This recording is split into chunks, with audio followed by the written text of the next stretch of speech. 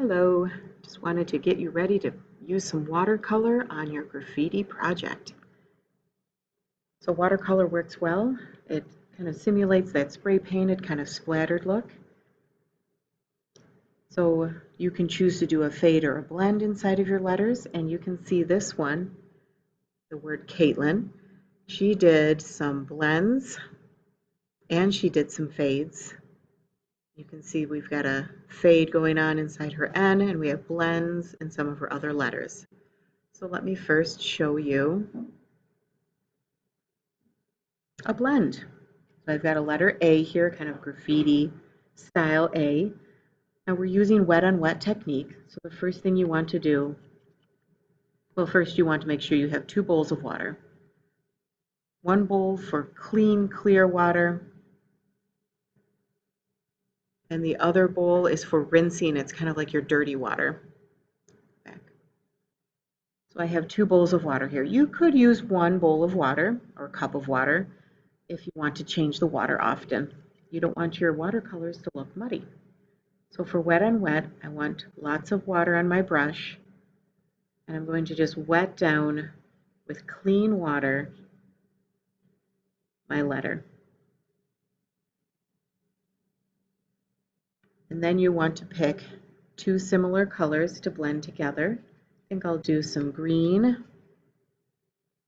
And instantly you can see it starts to kind of bleed around. It's because we're wanting it to be kind of messy. So you want it to kind of bleed and run around. You can kind of push it a little bit where you want it to go.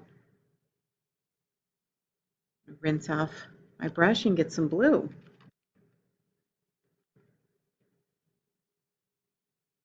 And then you want them to blend together, and you're going to get that blue-green in the middle where they go.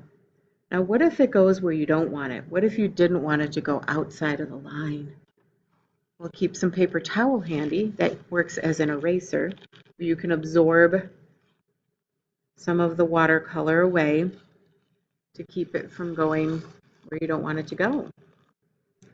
And probably brown paper towel is not the most absorbent material, but you can lighten that up and kind of pull away the paint from where you didn't want it to go. But let the colors bleed together. That's a blend. And then for a fade is kind of like monochromatic, where you're just using one color. Rinse off my brush.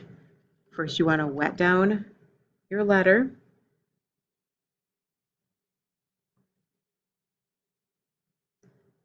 And I would just do this one letter at a time. I wouldn't try to fill in your whole word with water and then try to paint them, because it'll dry as you go. Now let's see. Let's use some red.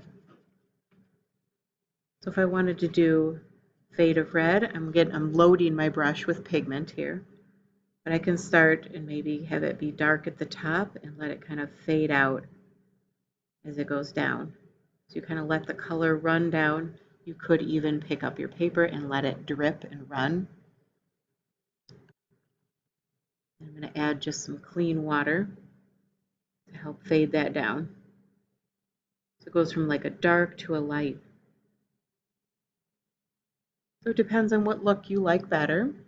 If you like fades or blends, it's up to you. You can always do a little bit of both, like Caitlin did. And you can mix it up and have fun with it. If you like that splattered effect, that is used with a toothbrush, where you dip your toothbrush in your paints and flick it to get that little splattered look like spray paint. I will have fun using watercolor. Just remember, don't overwork the watercolor, and it'll start to get muddy. You don't want that. So just paint and enjoy.